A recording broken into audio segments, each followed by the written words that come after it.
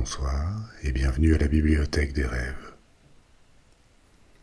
Imaginez-vous assis sur l'herbe, au bord d'une rivière, sous les feuilles d'un vieux banyan. Tout est calme et tranquille, à l'exception du doux bruit de la rivière qui murmure et de la brise légère qui nous apporte le parfum des fleurs de lotus. Il est temps de vous installer confortablement, de vous détendre, de respirer profondément et de relâcher lentement pour commencer notre nouvelle aventure. Ce soir, je vais vous raconter l'histoire du bouddhisme et ce qu'est cette religion ou cette tradition spirituelle, comment elle est apparue, comment elle s'est répandue et diversifiée. Le bouddhisme remet également en question cette catégorie, ce concept occidental qu'on appelle religion, qu'on est prompt à attribuer à chaque croyance spirituelle, à chaque tradition ou rite. Donc je vous parlerai également du mot religion et de son histoire à la fin. On a beaucoup à explorer, donc maintenant que vous êtes confortablement installés, essayez de relâcher la tension dans vos épaules. Comme d'habitude, vous n'avez pas besoin de garder les yeux ouverts pour suivre cette histoire. À tout moment, vous pouvez fermer les yeux et vous concentrer uniquement sur le son de ma voix. Si vous avez sommeil, laissez-vous aller. Vous pourrez toujours revenir plus tard pour reprendre l'histoire là où vous l'avez laissée. Et maintenant, commençons notre voyage. À l'origine du bouddhisme, il y a des enseignements attribués à un homme qui a vécu entre le 6e et le 5e siècle avant Jésus-Christ, dans l'Inde ancienne. Cet homme, Siddhartha Gautama, n'est pas une simple légende, il a existé, mais il est souvent difficile de distinguer ce qui relève du fait historique de ce qui est légendaire dans sa vie. Parce que pour les bouddhistes, il est devenu le Bouddha historique, c'est-à-dire un être qui, dans notre monde, a atteint un état d'illumination qui l'a libéré de la souffrance, de l'ignorance, de l'avidité et d'un cycle sans fin de renaissance. Et il est parvenu à cet état en consacrant sa vie à trouver et à suivre un chemin qui a culminé dans le nirvana, l'état ultime de libération. On verra tout ce que cela signifie pour le bouddhisme. Siddhartha Gautama n'était pas vraiment un prophète, quelqu'un qui aurait annoncé ou révélé une vérité divine. Il était encore moins un messie qui aurait été envoyé par une divinité. Dans la tradition bouddhiste, il est un guide, un modèle de ce que l'être humain peut aspirer à devenir, une sorte de pionnier, un explorateur spirituel. On va revenir sur sa vie, mais ces enseignements, les enseignements du bouddhisme, ne sont pas sortis de nulle part. Ils étaient à l'origine profondément enracinés dans une activité spirituelle intense qui existait en Inde au premier millénaire avant notre ère. C'était une époque d'intenses questionnements et de spéculations sur l'ordre du cosmos, la connaissance de soi, et ce que les êtres pouvaient devenir après leur mort biologique. Donc pour comprendre tout ça, il faut commencer par examiner ce qu'était l'Inde en termes de civilisation, de société et de croyances à l'époque du Bouddha. Avant le 6e siècle, avant Jésus-Christ, l'Inde avait déjà une longue histoire. Elle avait vu plusieurs cultures et civilisations s'élever et décliner, en particulier dans la vallée de l'Indus, où, à peu près au même moment qu'en Mésopotamie, les premières villes et les premières sociétés complexes qu'on connaisse dans l'histoire de l'humanité étaient apparues. La vallée de l'Indus est située au nord-ouest de l'Inde et au Pakistan. On sait peu de choses sur le fonctionnement de ces sociétés de la vallée de l'Indus, sur leur vie politique ou leurs croyances. Mais ce qu'on sait, ou du moins ce qu'on est capable de discerner, en s'appuyant sur l'archéologie, les langues et la génétique, c'est qu'au milieu du 2e millénaire avant notre ère, 1000 ans avant l'époque du Bouddha, les sociétés et les religions indiennes ont été fortement influencées par l'arrivée d'une vague de migration en provenance d'Asie centrale, la migration qu'on appelle indo-aryenne. C'est une migration qui s'est produite sur plusieurs siècles, à partir d'il y a environ 4000 ans. Les peuples indo-aryens étaient un groupe qu'on appelle ethno-linguistique, ce qui signifie qu'ils étaient ethniquement et culturellement liés. Ils partageaient des normes culturelles et des langues, ce qui a laissé une forte marque sur l'Inde. Les langues parlées aujourd'hui, du Pakistan au Bangladesh, du nord de l'Inde au Sri Lanka, au sud, ont toutes des origines qu'on appelle indo-aryennes. Les indo-aryens sont issus d'une vague de migration encore plus large, encore plus grande, qu'on appelle la migration indo-européenne, dont on pense qu'elle est originaire des steppes au nord des montagnes du Caucase, il y a 6 à 7 000 ans. Et pendant de nombreux siècles, il y a eu des migrations de populations de cette région vers l'ouest, vers l'Europe, et vers le sud-est, en particulier jusque vers l'Iran ou l'Inde. Il semble qu'en Inde, comme dans toutes les autres parties du monde où ils sont arrivés, ces vagues d'indo-européens aient eu une forte influence sur les régions où ils se sont installés. On ne connaît pas exactement leur nombre, et il est tout à fait possible qu'ils n'aient été qu'une minorité dans ces nouvelles terres. Mais il est probable que leurs normes sociales, leur organisation, leurs croyances et peut-être leur capacité militaire étaient relativement influentes ou puissantes, parce que dans le nord de l'Inde, comme en Europe ou en Perse, ils ont prévalu sur des cultures plus anciennes, ou les ont en tout cas fortement influencées. Dans le cas de l'Inde, il est possible que les chefs indo-aryens aient fourni une protection aux populations locales non aryennes, en établissant une hiérarchie dans laquelle les indo-aryens sont devenus une sorte d'élite. Ces élites ont fait des alliances et se sont mélangées aux anciennes élites, et après des générations, les indo-aryens ont converti la classe dominante à leur culture et à leur langue, ce qui s'est ensuite répercuté sur le reste de la population. Tout ça, ce sont des hypothèses, mais en tout cas, les migrations indo-aryennes ont fortement influencé les sociétés indiennes. Les deux se sont mélangés, donnant naissance à de nouvelles cultures.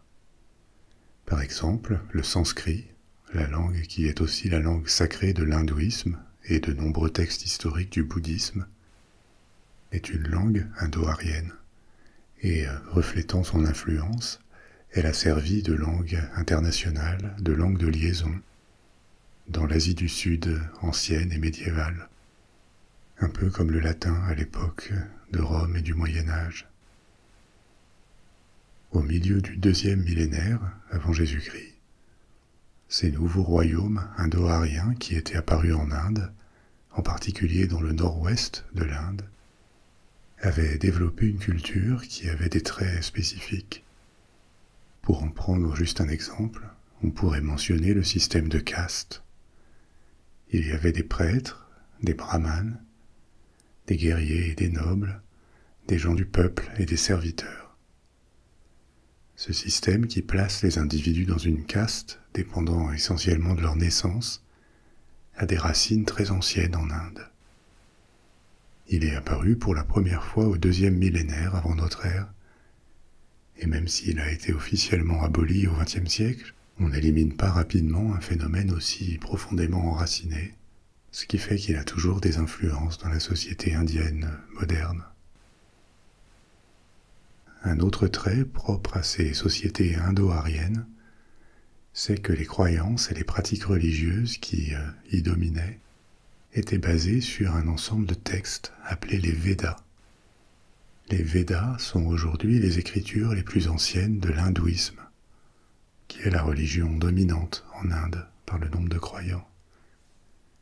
Mais au début, cette religion védique, basée sur les Védas, n'était qu'une des principales traditions qui ont façonné l'hindouisme, pour en faire ce qu'il est devenu au fil du temps. On croyait, et on croit toujours dans l'hindouisme, que les Védas étaient des textes révélés, ce qui signifie qu'ils n'avaient pas d'auteur, mais que leurs vers, leurs versets, avaient été entendus par des sages après une méditation intense. Au cours du premier millénaire avant Jésus-Christ, cette religion védique a évolué vers une autre tradition religieuse qu'on appelle le brahmanisme. Le brahmanisme incluait d'autres textes que les Védas originaux et donnait un rôle central à la classe des prêtres, la classe des brahmanes. Ça peut un peu prêter à confusion parce qu'en Occident, historiquement, le brahmanisme était devenu un nom pour l'hindouisme au XVIIIe ou au XIXe siècle. Les deux mots ont été utilisés de façon interchangeable, hindouisme et brahmanisme. Mais la religion que les historiens appellent brahmanisme aujourd'hui était une religion antique qui avait des différences importantes avec l'hindouisme moderne. Elle n'en est qu'une des principales inspirations. Entre le milieu du deuxième millénaire, avant notre ère, et l'époque du Bouddha, qui est au milieu du premier millénaire, cette religion védique historique a subi de nombreux changements et l'introduction de nouveaux concepts.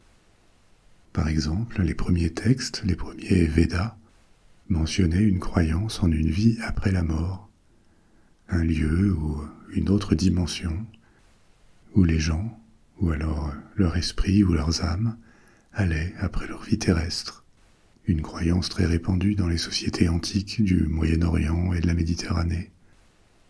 Mais avec le temps et la possible influence des croyances locales, cette doctrine a évolué vers une croyance en la doctrine du karma et de la renaissance, l'idée de la réincarnation. Une idée qui était déjà très installée en Inde depuis longtemps, à l'époque de Siddhartha Gautama. Le terme karma est populaire, mais qu'est-ce que c'est que le karma exactement? Karma, c'est un mot sanskrit qui signifie action, travail ou acte. Les bonnes actions, les bons actes, contribuent au bon karma. Le concept de karma est étroitement associé à l'idée de renaissance dans de nombreuses religions indiennes, notamment le bouddhisme, l'hindouisme ou le sikhisme. Le bon ou le mauvais karma est censé affecter l'avenir, non seulement dans cette vie, mais également dans des vies futures. C'est un terme moins fréquent que le karma, mais peut-être que vous avez déjà entendu le terme samsara, qui est un autre mot sanskrit qui signifie le monde. Le samsara nomme la croyance en la cyclicité de la vie, de toute existence. La croyance que toute vie passe par un cycle de mort et de renaissance qui a lieu dans notre monde, pas dans un au-delà avec un enfer et un paradis, mais dans le monde dans lequel nous vivons. Le samsara, le cycle de la réincarnation, c'est une autre croyance fondamentale de la plupart des religions indiennes. Et le concept s'est formé au fil des siècles, au fur et à mesure de l'évolution de la religion védique historique. Donc, lorsque le Bouddha historique est né, au 6e ou 5e siècle avant Jésus-Christ, les concepts de karma et de samsara, la présence des Védas en tant qu'écriture religieuse, que texte sacré, étaient largement répandus dans les sociétés indiennes où le Bouddha a vécu. C'est pourquoi cette petite perspective historique est nécessaire, parce que ces concepts ne sont pas nés avec le bouddhisme, ils ont été adoptés par lui. Le bouddhisme a fourni à l'époque ce qui constituait une sorte de feuille de route en s'appuyant sur des concepts que les gens connaissaient déjà. À l'époque, au VIe siècle avant Jésus-Christ, la religion dominante en Inde était donc le brahmanisme. Mais ça n'était pas le seul aspect de l'activité religieuse ou spirituelle. Comme je l'ai mentionné plus tôt, il y avait cet état de questionnement et de spéculation intense sur la spiritualité, sur le monde, sur le visible et l'invisible, et sur ce qui se passait après la mort. Donc en marge du brahmanisme, de nombreux individus tentaient d'explorer ou de répondre à ces mystères de l'existence. Une pratique assez répandue était de voir des gens s'isoler du reste de la société pour méditer et réfléchir. Beaucoup d'entre eux pratiquaient l'ascétisme, qui est un style de vie d'abstinence volontaire des plaisirs sensuels de tout ordre, dans le but de poursuivre des objectifs spirituels. Typiquement, les ascètes adoptent un mode de vie très frugal. Ils rejettent les possessions matérielles et les plaisirs physiques de toutes sortes. Ils passent du temps à jeûner et à se concentrer sur la pratique de leur religion ou de la méditation sur des questions spirituelles. Beaucoup croyaient à l'époque que l'action de purifier le corps ou de réduire ses besoins au minimum était un moyen de trouver la paix intérieure ou une plus grande connexion avec le divin. La pratique de l'ascétisme a été historiquement observée dans de nombreuses religions et traditions à travers le monde. Mais l'Inde aurait pu être le lieu où elle aurait émergé pour la première fois. Ce concept d'ascétisme a été mentionné dans certains textes védiques, qui sont en tout cas les textes les plus anciens parlant d'ascétisme. Et là aussi, à l'époque de Siddhartha Gautama, la pratique de l'ascétisme était répandue en Inde. C'était un mode de vie marginal, bien sûr, mais qui était devenu assez familier et courant. Il semble que la croyance que le contrôle des fonctions vitales, une capacité à se détacher mentalement de son corps, était un moyen d'acquérir des pouvoirs surnaturels ou d'atteindre un état d'extase et de bonheur intense. Il semble que cette croyance était assez largement répandue. Une autre pratique ascétique était le yoga, encore un autre terme sanskrit. Le yoga était déjà ancien au VIe siècle avant Jésus-Christ, et il avait été mentionné bien avant dans les Védas. Mais il est devenu au premier millénaire de plus en plus populaire parmi les ascètes. Ils croyaient que la pratique d'une variété de techniques, en particulier des exercices physiques et mentaux, était un moyen de renforcer l'esprit et de se connecter avec le divin. Je vous raconte tout ça, cette longue parenthèse, pour illustrer le contexte et la société dans lesquels le Bouddha historique est apparu. Des concepts comme le karma ou le samsara sont nés de l'évolution et du mélange de toutes ces influences, à la fois indo-aryennes et indigènes à l'Inde. Il faut garder à l'esprit qu'un certain nombre de pratiques religieuses et spirituelles qui seraient reprises par le bouddhisme et par d'autres religions indiennes étaient déjà répandues en Inde à l'époque.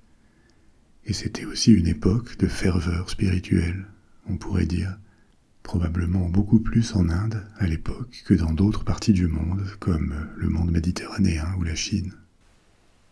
Donc, maintenant que nous avons ces quelques éléments de contexte en place, parlons un peu plus de la vie et des réalisations de Siddhartha Gautama. Comme je vous le disais au départ, il peut être assez difficile de distinguer les faits et la légende. Mais essayons de nous concentrer sur le personnage historique. Avec une première question qui est: est-ce qu'il a vraiment existé? La réponse est très probablement oui. Presque tous les historiens sont d'accord sur ce point, parce que ses enseignements et ses disciples ont tous laissé une multiplicité de traces dans l'histoire. On a une certaine abondance de témoignages, d'archives qui ont des origines différentes. Après, il est plus difficile de connaître certains détails, comme ses dates de naissance et de mort par exemple. La date traditionnelle de sa mort, qui est observée dans la tradition bouddhiste orientale, c'est-à-dire en Chine, au Japon ou en Corée, est de 949 avant Jésus-Christ, plus de 500 ans avant la date soutenue par la plupart des historiens. Il y a un siècle, le consensus était qu'il était né et avait vécu au VIe siècle avant Jésus-Christ. Mais aujourd'hui, on considère plutôt que ça devait être au Ve siècle. Il est probable qu'il soit né dans une famille aristocratique, et son lieu de naissance est traditionnellement considéré comme étant dans l'ancienne ville de Lumbini, située à l'extrême nord de l'Inde, aujourd'hui au Népal. Il y a un consensus sur le fait qu'il a voyagé dans plusieurs endroits du nord de l'Inde tout au long de sa vie, et selon toutes les différentes traditions, il est passé par une suite d'étapes. Après la naissance, il a atteint la maturité, puis une phase de renoncement à toutes les possessions et à tous les plaisirs du monde, avant de commencer une recherche qui a conduit à son éveil, sa libération. Et après cela, il y a eu une période d'enseignement qui n'a pris fin qu'avec sa mort. Les dates, et dans pas mal de cas les lieux, sont assez difficiles à établir, parce qu'aucune biographie ou récit détaillé n'a été écrit de son vivant, ni au cours des 2 siècles après sa mort. Les anciens Indiens ne se souciaient généralement pas de chronologie. Ils se sont plutôt concentrés sur la philosophie et sur les événements. Donc les premières traces écrites sur la vie du Bouddha datent du milieu du IIIe siècle avant Jésus-Christ, sous forme de textes gravés sur des piliers de pierre. Les plus anciens manuscrits connus, se référant à la vie du Bouddha, ont été trouvés en Afghanistan et ils datent du 1er siècle avant Jésus-Christ, soit déjà une 12aine de générations après sa mort. Au fur et à mesure que le bouddhisme gagnait de l'importance, gagnait des adeptes, plusieurs biographies ont été écrites dans les premiers siècles de notre ère. Ces biographies représentent des traditions différentes, elles ne sont pas nécessairement d'accord sur tout et elles contiennent beaucoup d'éléments sans doute légendaires, mais à partir de ces différentes sources et des recherches historiques, on peut établir la biographie suivante pour Siddhartha Gautama. Après sa naissance à Lumbini, Gautama aurait passé son enfance dans une ville qui aurait pu se trouver soit au Népal, soit en Inde, dans l'état moderne de l'Uttar Pradesh, une ville appelée Kapilavastu. Le Népal et l'état indien de l'Uttar Pradesh appartenaient à l'époque au même état, le territoire des Shakyas. Gautama aurait pu être un prince. Les traditions ultérieures ont tendance à lui attribuer une origine sociale très élevée. Et c'est vrai que le fait qu'il n'ait pas eu à travailler dans son enfance confirme la possibilité d'une origine sociale élevée. Mais cette origine est encore mystérieuse. Dans la tradition Shakya, sa mère était une reine, la reine Maya, et la nuit où Siddhartha a été conçu, elle aurait rêvé d'un éléphant blanc, et 10 mois plus tard, il serait né. Les premières biographies ne disent presque rien de la vie du jeune Gautama, mais les textes ultérieurs ont développé tout un récit dramatique sur les prophéties faites par des érudits brahmanes à sa naissance, avec des prêtres annonçant que le jeune Siddhartha deviendrait le premier Bouddha, ou des histoires dans lesquelles, en tant qu'enfant, il découvrait la souffrance des gens ordinaires, alors que lui vivait dans une vie luxueuse. Tout ça est soupçonné d'être également légendaire. Mais un jour, alors qu'il était adolescent ou jeune adulte. Il a en tout cas choisi de renoncer à cette vie et de chercher un but spirituel plus élevé, en devenant ascète. Toutes les sources donnent peu de détails sur ses motivations. Elles affirment simplement que c'est la pensée de la vieillesse, de la maladie et de la mort qui aurait conduit à ce renoncement, à ce changement de vie. Des biographies un peu plus orientées vers la légende ajoutent à ce récit de nombreuses anecdotes qui sont invérifiables. Par exemple, qu'un jour, Siddhartha Gautama serait sorti de son palais et, en voyant le monde extérieur pour la première fois, il aurait été choqué par ses rencontres avec des personnes pauvres et souffrantes, des réalités qu'il aurait ignorées jusque-là, parce qu'il avait été protégé de la réalité, ou qu'à l'extérieur il a rencontré un ascète qui l'a inspiré à le devenir aussi. Une autre légende voudrait que ses parents se soient opposés à son départ. Il aurait été protégé par eux des enseignements religieux, parce que son père voulait qu'il devienne un roi et non un prêtre. Et comme il ne pouvait pas obtenir l'assentiment de ses parents, il se serait échappé du palais au milieu de la nuit. Quoi qu'il en soit, dans tous les récits, il change radicalement de vie et se lance dans une quête spirituelle. Il commence à expérimenter différentes pratiques.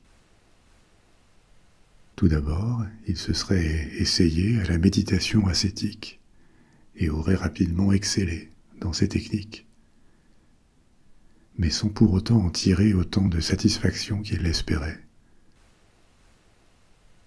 parce qu'il aurait estimé que ces pratiques ascétiques ne conduisaient pas vraiment au calme, à la connaissance ou à l'éveil. Elles auraient été un moyen de s'oublier soi-même plutôt qu'un moyen d'élévation.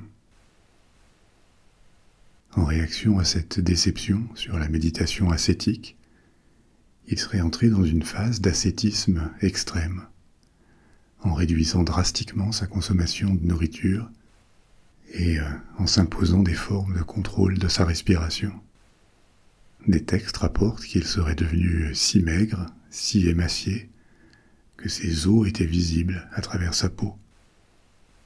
Ces pratiques extrêmes et la détérioration physique l'ont conduit à une révélation, mais pas celle qu'on pourrait attendre. Sa révélation a été que le bon chemin vers l'éveil spirituel n'était pas à chercher dans des extrêmes, ni dans la mortification, ni dans une abondance de plaisir, mais plutôt quelque part entre les deux, dans une voie du milieu, un chemin de modération. Cette notion de voie du milieu est très importante pour les bouddhistes de toutes les traditions, et importante aussi pour comprendre les enseignements du Bouddha. Il y a ce tropisme dans les différentes traditions bouddhistes de se tenir à l'écart des extrêmes.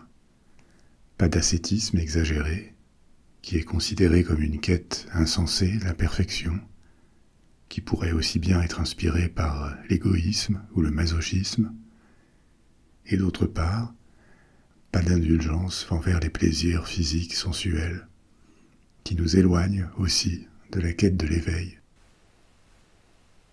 Mais au-delà de la pratique spirituelle, la voie du milieu, c'est aussi un appel à réagir avec modération aux problèmes rencontrés dans la vie, à ne pas tomber dans des extrêmes comme l'absolutisme ou l'intolérance radicale, le nihilisme ou les pulsions révolutionnaires. La voie du milieu est plutôt le chemin qui évite ces pièges, ces blocages. C'est le chemin par lequel il est possible d'avancer plutôt que de rester bloqué.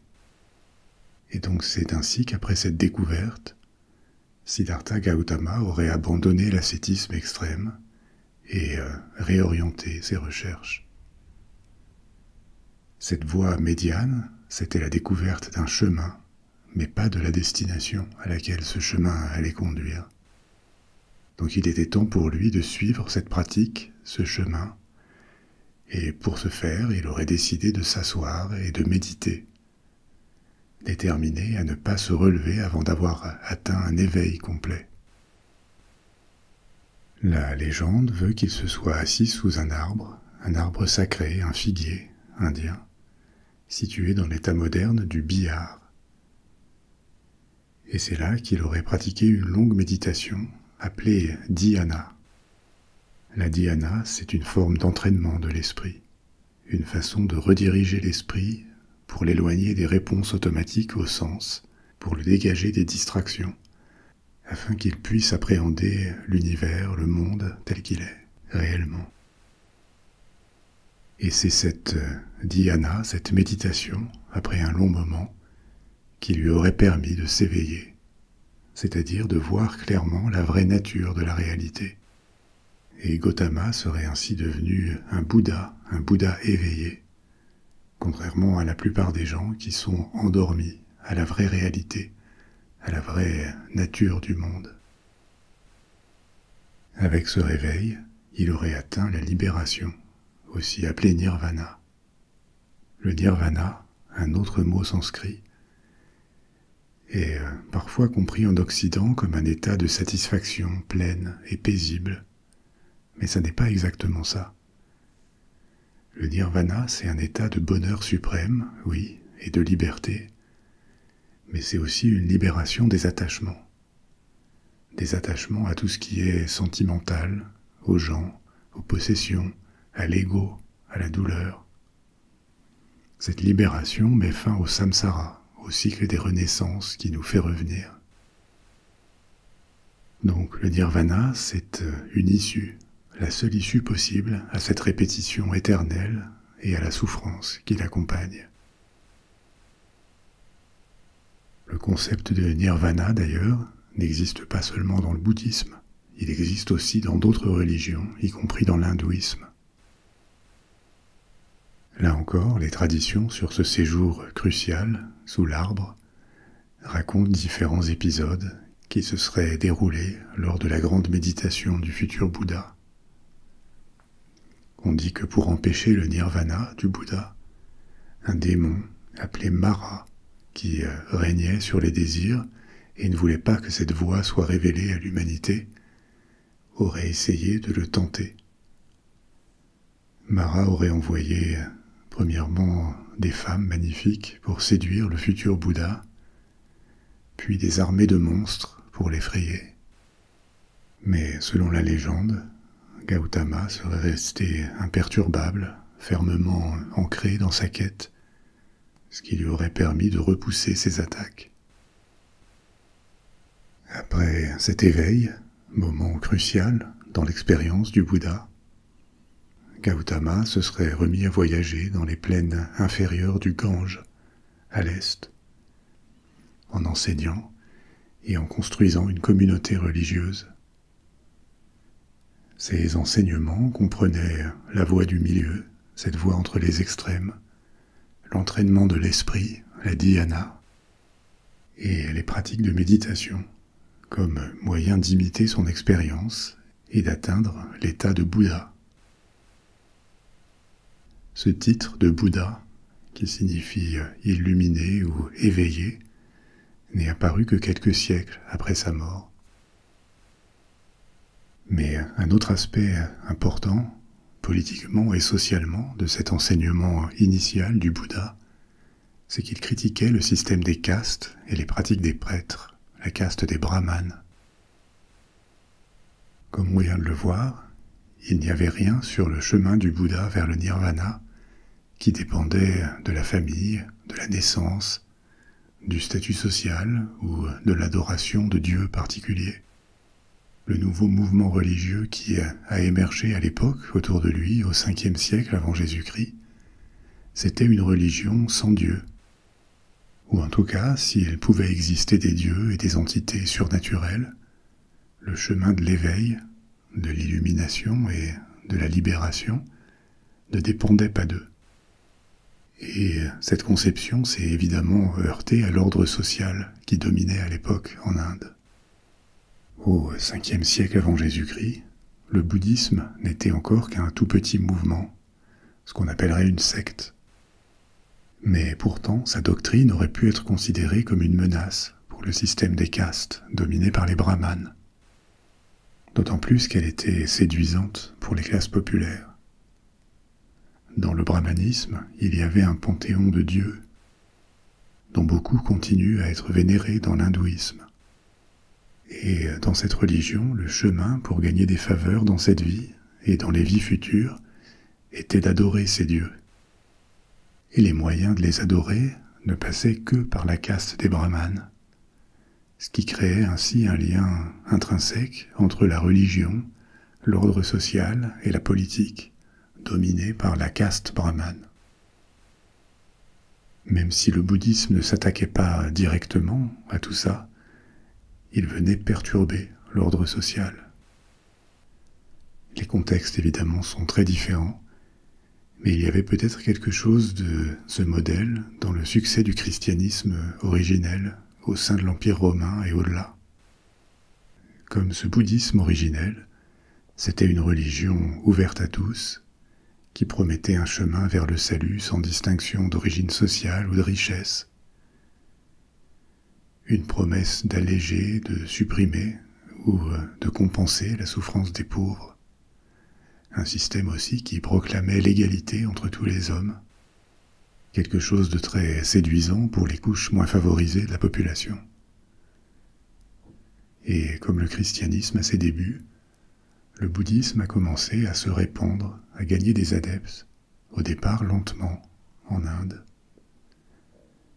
Au début, il coexistait avec d'autres religions ou traditions, en particulier avec l'hindouisme ancien ou le brahmanisme tardif, qui était en train d'évoluer. Le bouddhisme a bénéficié au IIIe siècle de la conversion de plusieurs monarques indiens. L'Inde à l'époque était politiquement fragmentée en de nombreux royaumes, mais peu à peu, au fil des générations, le bouddhisme a fini par atteindre tous les coins de l'Inde. Par contre, au cours des siècles suivants, en approchant du Moyen Âge, il a perdu son soutien politique, et beaucoup plus tard, il y a eu l'invasion musulmane au nord de l'Inde, entre le Xe et le XIIe siècle. Hindouisme et islam ont eu tendance à le faire considérablement reculer en Inde. Il n'a pas complètement disparu, mais il a été considérablement réduit et marginalisé. Par contre, au même moment, le bouddhisme connaissait une expansion et un succès remarquables au-delà de l'Inde, à l'étranger. Même s'il s'agit d'une tradition née en Inde, elle a été adaptée et a duré beaucoup plus longtemps dans d'autres pays asiatiques. Donc jetons un peu un œil à la diffusion historique du bouddhisme et aux différentes traditions qui en sont nées.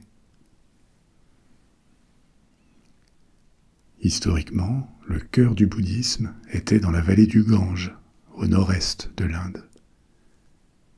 C'est à partir de là que la pratique s'est répandue dans toutes les directions, en acquérant cette présence dans toute l'Inde, comme je vous le disais, et aussi à l'ouest, dans ce qui est aujourd'hui le Pakistan et l'Afghanistan, au nord, vers l'Asie centrale, et encore plus vers l'est, vers la Chine, l'Indochine, la Corée, le Japon, et même certaines parties de l'Indonésie, au sud-est.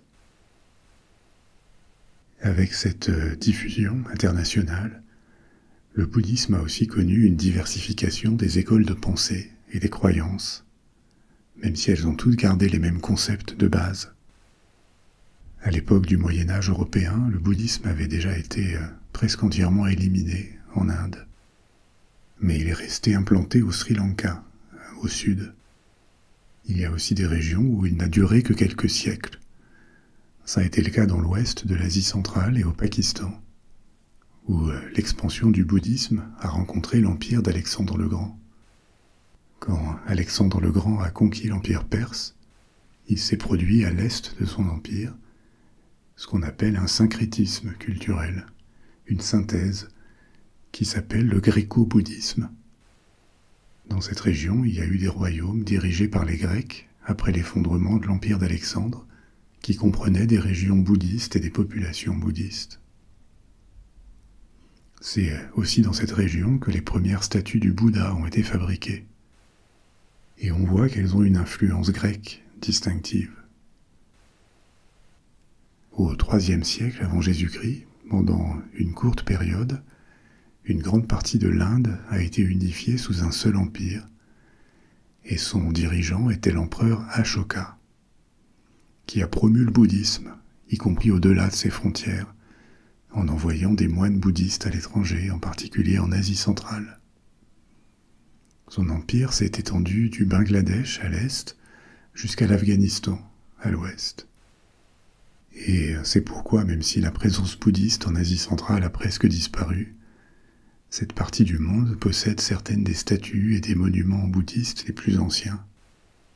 L'art, la production artistique qui a résulté de cette fusion gréco-bouddhiste est vraiment unique en son genre, parce qu'elle mélange des influences, des esthétiques indiennes et grecques. Le mélange des cultures ne s'est pas limité à l'art. Plusieurs philosophes grecs ont été mis en contact avec des philosophes indiens et sont retournés en Grèce pour fonder des écoles de philosophie influencées par leur compréhension du bouddhisme. Une autre influence possible, bien qu'elle soit très spéculative en raison du manque de preuves, c'est l'influence possible de la pensée bouddhiste sur le développement du christianisme. Pas sur la doctrine elle-même, mais sur les concepts, les préceptes moraux qu'ils ont en commun, comme le respect de la vie, la considération pour les plus faibles et les plus vulnérables, le rejet de la violence, l'importance du pardon. Ce sont des traits du christianisme qui ne sont généralement pas présents ou pas proéminents dans la plupart des religions méditerranéennes. Ça ne veut pas dire que le bouddhisme a été l'influence qui a façonné le christianisme. Ce serait vraiment très exagéré de le dire, parce que beaucoup d'autres facteurs étaient en jeu dans la formation du message chrétien. Mais c'est vrai qu'il y a quelque chose d'assez similaire dans les messages du bouddhisme et du christianisme primitif, qui rompent avec des religions établies à l'époque, comme le mépris de la hiérarchie sociale existante, le désaveu de la richesse ou l'élévation des pauvres. En atteignant l'Asie centrale, le bouddhisme s'est retrouvé au milieu de la route de la soie, qui, à l'époque déjà, reliait la Chine à la mer Méditerranée. Mais il ne s'est pas étendu plus à l'ouest, il a plutôt trouvé son chemin vers l'est, vers la Chine. La route de la soie a été l'une des voies par lesquelles le bouddhisme a voyagé vers la Chine au IVe et au Ve siècle. Il a voyagé aussi à travers le Tibet. Je vais vous en dire plus sur le bouddhisme tibétain dans une minute. Comme beaucoup d'autres grandes religions, à mesure qu'il s'étendait, le bouddhisme a vu apparaître différentes traditions, différentes écoles. Il est difficile de les classer toutes, parce qu'il y a des milliers d'institutions différentes, avec des doctrines et des approches philosophiques différentes qui ont existé ou existent encore dans le monde bouddhiste. Mais une première grande distinction peut être faite entre deux traditions principales qui s'appellent le Theravada et le Mahayana. Les deux traditions acceptent les concepts dont on a déjà parlé, la voie du milieu, le chemin vers le nirvana, la figure du Bouddha historique, évidemment, mais elles ont aussi leurs différences. Theravada, ça signifie enseignement des anciens, et c'est la forme dominante du bouddhisme au Sri Lanka et en Asie du Sud-Est, y compris au Myanmar, en Birmanie, en Thaïlande et au Cambodge. Le Theravada se concentre sur une collection de textes bouddhistes qui sont parmi les plus anciens, et ses adeptes se considèrent comme étant les plus proches des premières écoles bouddhistes. La deuxième tradition principale, c'est le Mahayana, qui signifie grand véhicule, et elle est plutôt importante en Asie de l'Est. Une grande partie de cette version du bouddhisme dérive des traditions chinoises, et elle domine en Chine, en Corée, au Japon ou au Vietnam. Cette tradition accepte des textes ultérieurs aux premiers textes du bouddhisme, et généralement elle reconnaît l'existence d'autres Bouddhas qui sont rejetés par la tradition Theravada. La plupart des bouddhistes se placent d'eux-mêmes soit dans le Theravada, soit dans le Mahayana. Mais ces deux catégories ne reflètent pas complètement la diversité du monde bouddhiste. Les spécialistes modernes ajoutent au moins une distinction à l'intérieur du Mahayana avec une catégorie qu'on appelle le Vajrayana, également connu sous le nom de bouddhisme tantrique ou bouddhisme ésotérique, qui est principalement représenté par le bouddhisme indo-tibétain.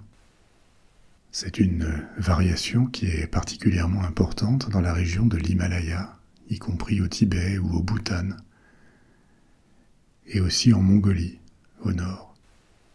C'est une branche qui met l'accent sur l'étude des textes tantriques bouddhistes.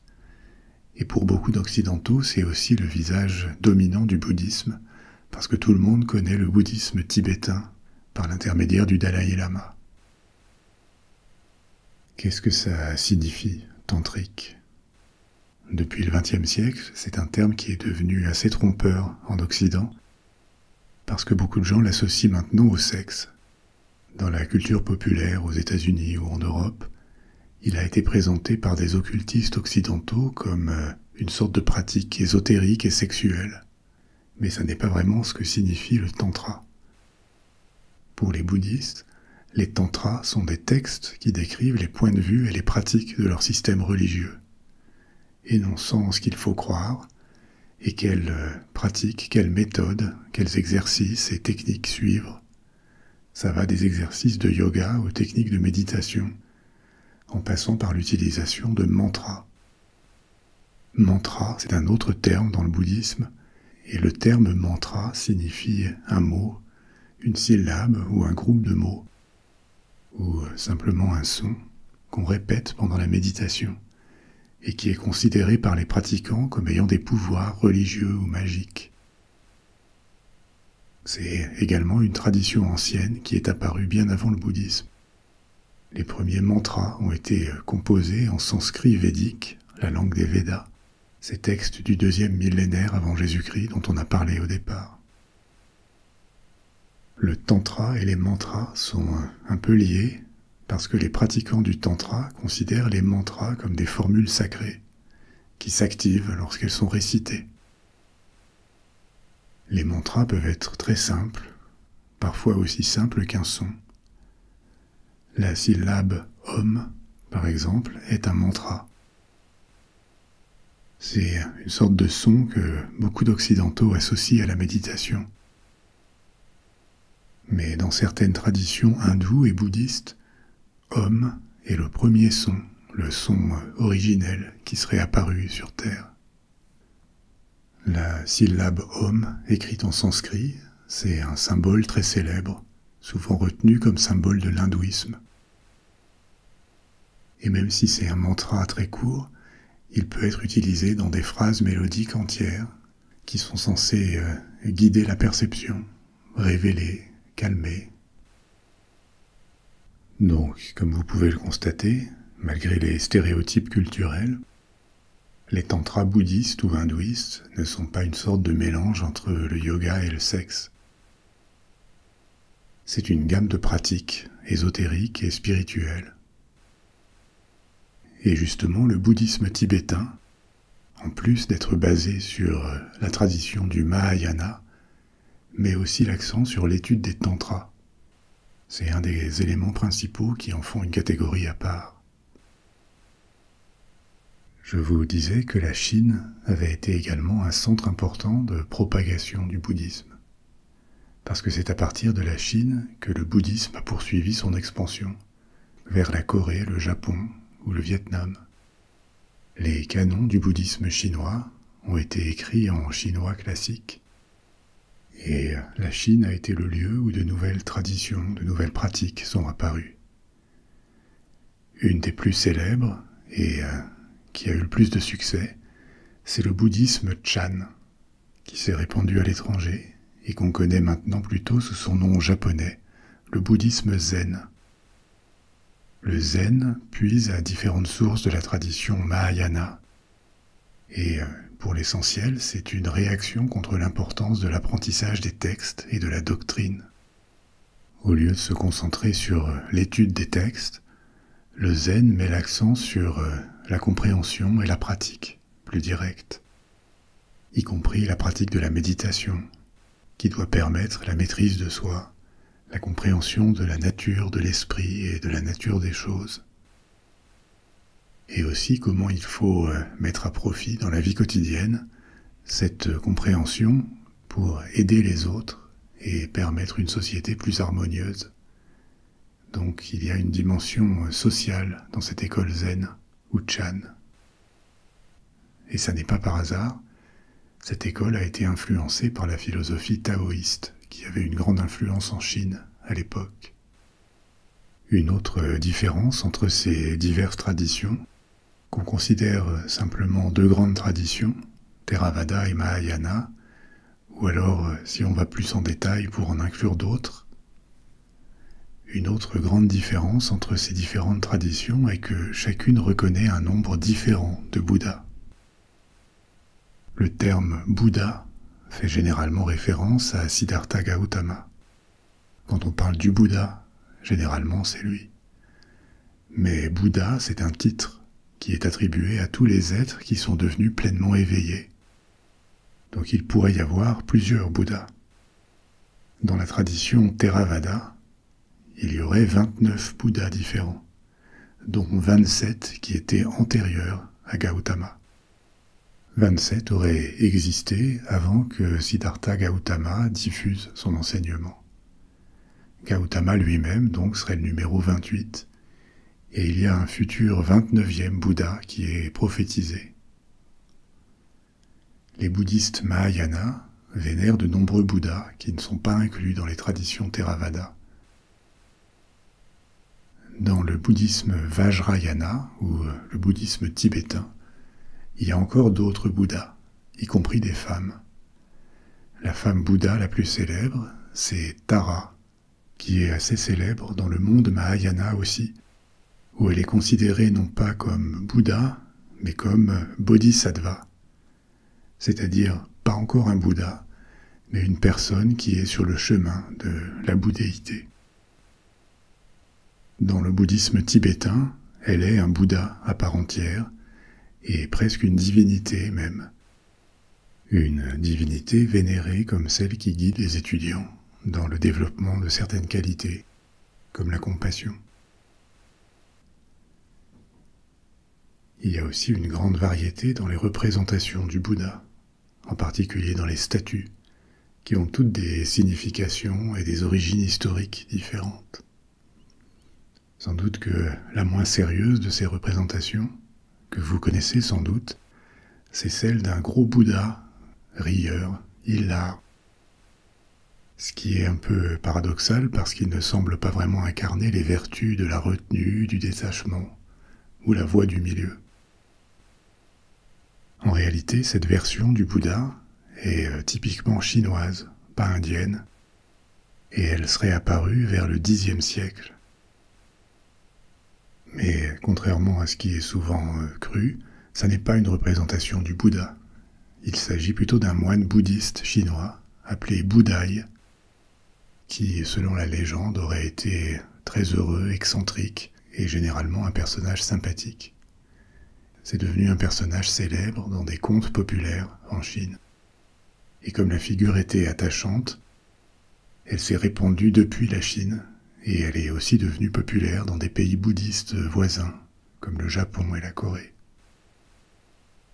Mais avoir une statue ou une petite photo de ce Bouddha, hilar, c'est plutôt un porte-bonheur qu'un objet vraiment religieux.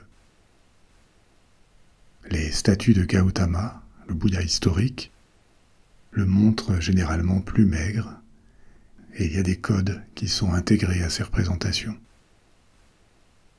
Il est toujours représenté dans l'une des 4 postures possibles, qui font référence aux différentes étapes de sa vie. Et les gestes de sa main fournissent des informations supplémentaires.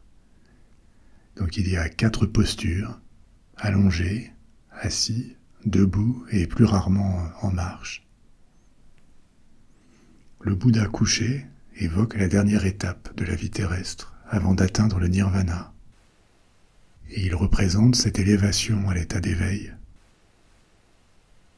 La représentation la plus fréquente, la plus courante, c'est celle du Bouddha assis, qui représente l'enseignement et la méditation. Parfois, ce Bouddha est très maigre, très émacié, et précisément, ça fait allusion à la période où il pratiquait un ascétisme extrême. Le Bouddha debout est un Bouddha enseignant qui a déjà atteint le nirvana, et son visage reflète toujours la douceur et la sérénité qui accompagnent cet état. La position des mains est également importante lorsque le Bouddha est assis. Les mains peuvent être jointes ou séparées, et chacune de ces positions a un sens ou fait référence à un épisode particulier de sa vie. Par exemple, lorsqu'il pose sa main gauche sur ses genoux, avec la paume vers le haut, et que sa main droite est tirée vers le bas avec les doigts vers la terre, c'est une référence au moment de sa méditation où il a été tenté par Mara, le démon. Lorsque le Bouddha est debout, s'il présente la paume de ses mains, c'est un moyen de dissiper les conflits et de promouvoir l'harmonie.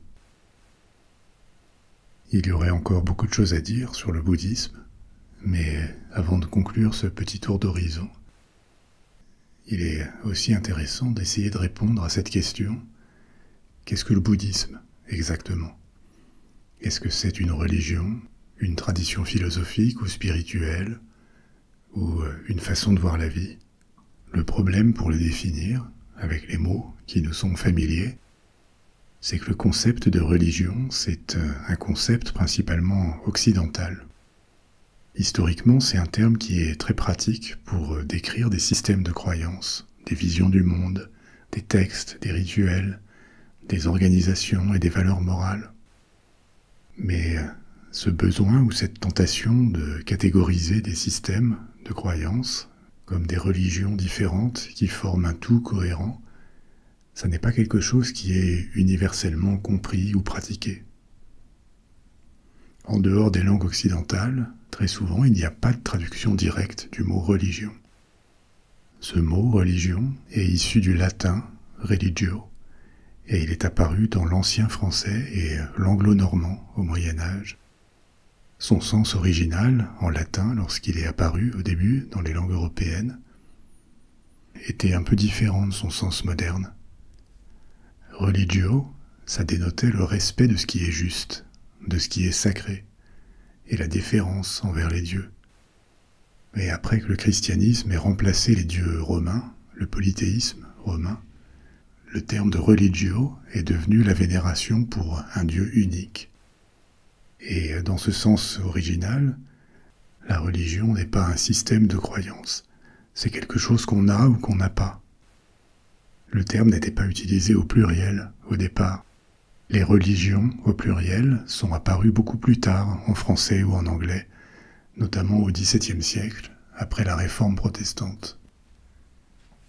Et on est passé à l'époque de la religion au singulier, aux religions avec un S au pluriel, parce que la chrétienté s'était divisée et que les explorateurs européens rencontraient de nombreuses cultures étrangères avec des croyances très différentes.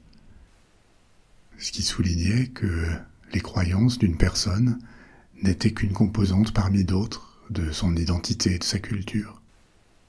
Donc, pour la plupart des savants, le concept de religion, tel qu'on le comprend aujourd'hui, est une conception largement occidentale et relativement moderne, qui n'existe que depuis quelques siècles. Dans beaucoup d'autres cultures du monde, il n'y avait pas cette notion de distinction entre la vie quotidienne et le sacré. Il n'était pas nécessaire de penser qu'un système de croyance était un choix fait par un individu, une composante de son identité parmi d'autres. Par exemple, même jusqu'au XIXe siècle, le peuple juif n'appelait pas sa pratique religieuse, avec ses textes, sa morale, ses traditions et ses rituels, le judaïsme. Ils considéraient que leur culture ancestrale et leur identité ethnique étaient la même chose que leur pratique spirituelle. Le même principe était appliqué par l'Occident à de nombreuses religions à travers le monde. L'identité culturelle, d'un côté, et la pratique spirituelle de l'autre, ont été séparées en deux catégories distinctes. Mais dans l'Amérique précolombienne, dans la plupart des pays africains et dans la plupart des pays d'Asie, il n'y avait pas d'intérêt à séparer les différents systèmes de croyances en religion. Il n'y avait même pas de mot pour la religion.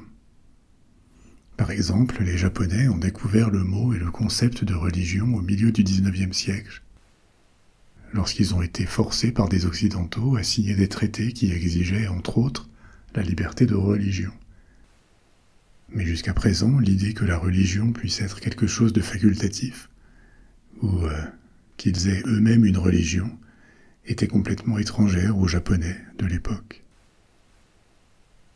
Alors, si on choisit de définir la religion comme la croyance ou l'adoration d'une puissance divine, d'un dieu ou de plusieurs dieux, alors le bouddhisme ne peut pas vraiment être classé comme religion. Il n'exige pas l'adoration d'une puissance surhumaine et ne se réfère à aucune en particulier. Il y a des figures mythiques qui sont vénérées dans le bouddhisme, mais comme des exemples. Il n'y a pas de panthéon ou de dieu unique. En théorie, une personne pourrait être bouddhiste et pratiquer en plus une religion différente. Pas si simple, parce que les autres religions constituées vont probablement entrer en conflit avec de nombreuses croyances du bouddhisme, comme la réincarnation ou la possibilité de trouver un chemin vers le salut sans interférence divine. Un concept comme la réincarnation, par exemple, est complètement incompatible avec les enseignements de la Bible ou du Coran. Par contre, si on prend la religion comme une réalité sociale, une communauté de croyants qui partagent des pratiques, ont un clergé, une organisation, alors le bouddhisme pourrait être considéré comme une religion. Le bouddhisme est un système par lequel ils répondent à certains de leurs besoins, notamment de compréhension du monde, de spiritualité, et c'est aussi un système de socialisation qui devient une partie de leur identité.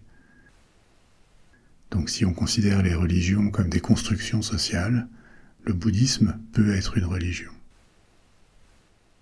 Et c'est pourquoi il n'y a pas de réponse définitive à la question « le bouddhisme est-il une religion ?» Ça dépend en grande partie de la façon dont on choisit de définir ce qu'est une religion, et la réponse à la question va varier en fonction de cette définition. C'est la fin de notre voyage dans l'histoire pour aujourd'hui. Vous pouvez maintenant vous laisser emporter par le sommeil, ou alors, si vous n'êtes pas encore prêt, choisir une autre histoire de la bibliothèque des rêves et vous embarquer pour une nouvelle aventure. Que vos rêves soient doux et réconfortants. Au revoir.